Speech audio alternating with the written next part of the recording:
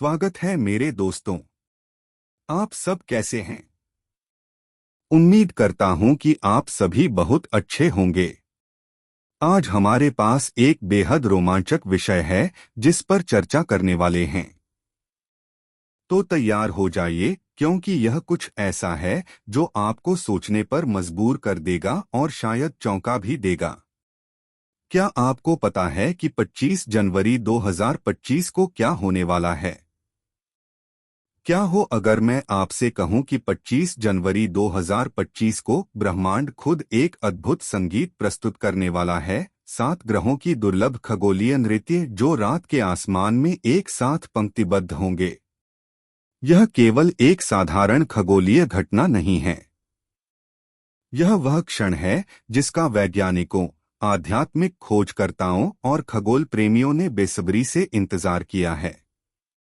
लेकिन इस planetary parade का असली मतलब क्या है?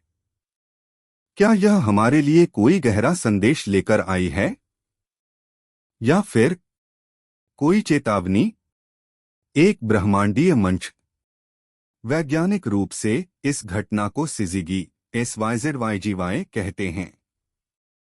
यह तब होती है जब खगोलीय पिंडों के गुरुत्वाकर्षण बल एक सीध में आते हैं और यह पृथ्वी से एक दुर्लभ नजारा दिखता है। पिछली बार ऐसा संयोग एक दशक पहले हुआ था, लेकिन इस बार यह खास है क्योंकि इसमें सभी दिखने वाले ग्रह और कुछ ऐसे ग्रह शामिल हैं जिन्हें केवल टेलीस्कोप से देखा जा सकता है। दूरबीन तैयार कर लीजिए, क्योंकि नेपच्यून और यूरेनस इस लाइनअप में छुपने वाले ग्रह हैं। आमतौर पर ग्रहों का ऐसा संयोग एक दशक में होता है। जैसे 2022 में 5 ग्रह एक साथ दिखे थे और 2040 में फिर 5 ग्रह संरेखित होंगे। लेकिन 25 जनवरी 2025 का यह संयोग खास है क्योंकि इसमें 7 ग्रह, सूर्य और पृथ्वी शामिल हैं। ज्योतिष शास्त्र में इसे 9 ग्रहों का संयोग माना जाता है। और यह सब उस दिन होगा जब एकादशी है और महाकुंभ का चरम समय है। इस जादू के पीछे का विज्ञान। ये संरेखण क्यों होते हैं?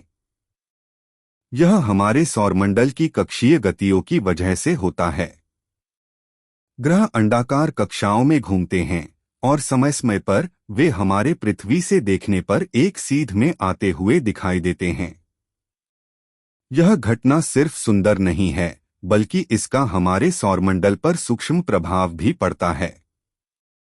संरेखण के दौरान ग्रहों के गुरुत्वाकर्षण बल हालांकि इतने मजबूत नहीं होते कि पृथ्वी को हिला सकें, लेकिन ये ज्वारभाटा और पृथ्वी के चुंबकीय क्षेत्र में बदलाव जरूर लाते हैं।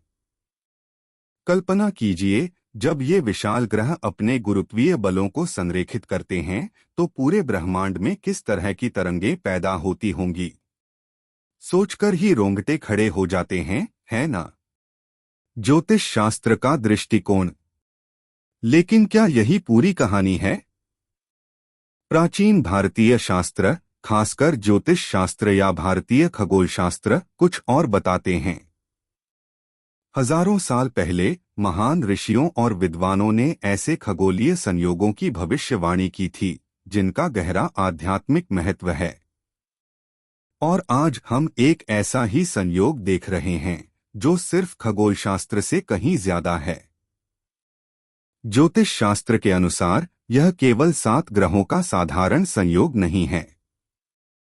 यह एक नवग्रह संयोग है जिसमें शामिल हैं सूर्य, पृथ्वी, बुध, शुक्र, मंगल, बृहस्पति, शनि, यूरेनस और नेपच्यून।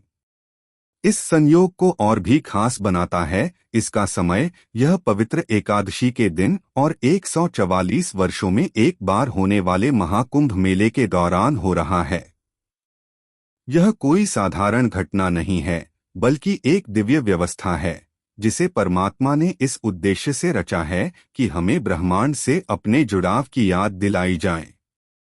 प्राचीन पुराणों में कहा गया है कि इस तरह की खगोलीय घटनाएं केवल वैज्ञानिक घटनाएं नहीं हैं, बल्कि यह ब्रह्मांडीय संकेत हैं।